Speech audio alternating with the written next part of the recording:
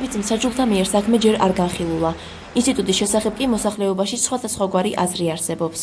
Სიმართლე გითხრათ, მთლად ბოლომდე არ ვარ გარკვეული ყველაფერში, მაგრამ ძალიან დიდი იმედი მაქვს, რომ გავერკვევი და როგორც მოქალაქე მონაწილეობას მივიღებ ნაფიც მსაჯულთა ინსტიტუტის მოქმედებაში.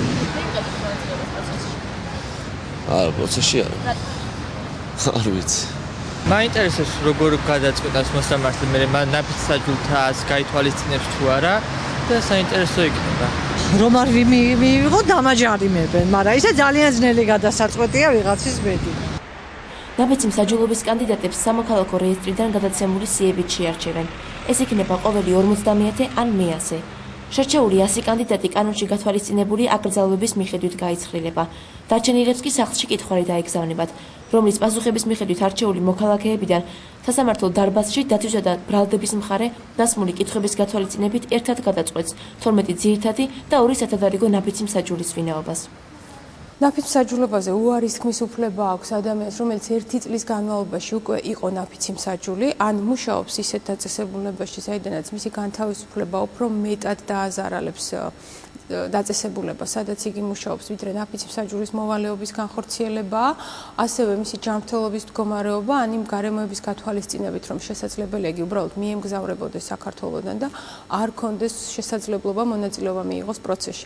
უარი შეუძლია თქვას ასევე პირმა, რომელსაც 70 წლის ასაკს მიაღწია და ჯანმრთელობის მდგომარეობა ხელს არ უწყობს მონაწილეობა მიიღოს საქმის განხილვაში. რელიგიური შეხედულების გამო ადამიანმა შეიძლება თავისი პოზიცია დააფიქსიროს სწორედაც რომ ამ შერჩევით სხდომებზე, როდესაც ხდება ნაფიც მსაჯულობის კანდიდატებიდან უკვე ნაფიცი მსაჯულის შერჩევა და უკვე მხარეები იღებენ გადაწყვეტილებას, რამდენად მისაღებია ამ ადამიანმა მონაწილეობა მიიღოს როგორც ნაფიც მსაჯულმა.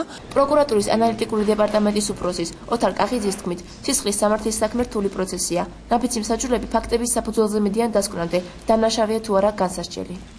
ეს აამაღლებს იურიდიული პროფესიის დონესაც, ვინაიდან რთული სწორედ ადვოკატისა და პროკურორისთვის არის ნაფიცი მსაჯულების 12 ნაფიცი მსაჯულის დარწმუნება საკუთარ სიმართლეში, საკუთარი აზრის ისე პოზიციონირება, რომ ნაფიცი მსაჯულება დაიჭერონ ან არ დაიჭერონ, წარმოწარდგენილი ბრალი და ეს კონკურენციას გააზრდის ძალიან სერიოზულ წვრილს შეიტანს იურიდიული პროფესიის განვითარებაში.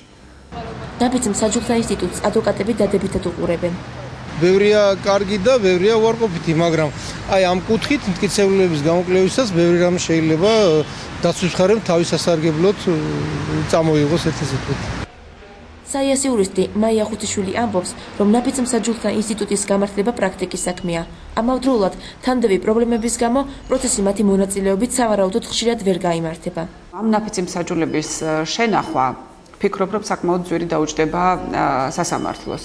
ცოტა ძვირი სიამოვნება იქნება და რამდენად რეალური გადაწყვეტილებას მიიღებს ნაფიც მსაჯულთა სასამართლო, ეს ცოტა ჩემთვის ჯერჯერობით რთული გადასაწყვეტი იქნება. ანუ მაინც პრაქტიკის საკითხი იქნება ეს. ნაფიც მსაჯულთა ინსტიტუტი ჯერ მხოლოდ თბილისშია. 2012 წლიდან მსაჯულებს სისხლის სამართლის 119-სთან ერთად 111 და 127 მუხლით ჩადენილი დანაშაულების განხილვაც მოუწევთ.